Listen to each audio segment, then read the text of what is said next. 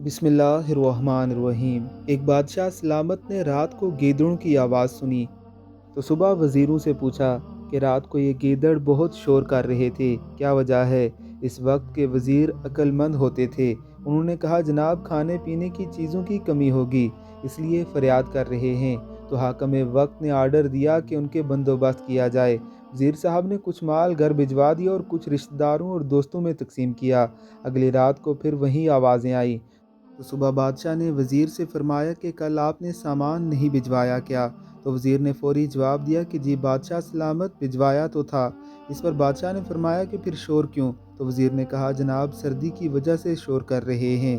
तो बादशाह ने आर्डर जारी किया कि बिस्तरों का इंतज़ाम किया जाए। सुबह फिर मौजें लग गईं वज़ीर की।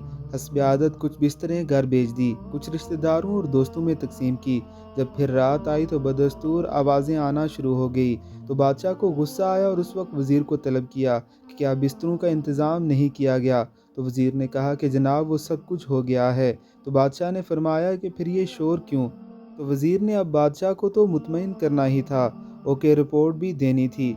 वो बाहर गया कि पता करके आता हूँ। जब वापस आए तो मुस्कुराहट लबों पर सजाए अदब अर्ज़ किया कि बादशाह सलामत ये शोर नहीं कर रहे बल्कि आपका शुक्रिया अदा कर रहे हैं और रोज़ाना करते रहेंगे।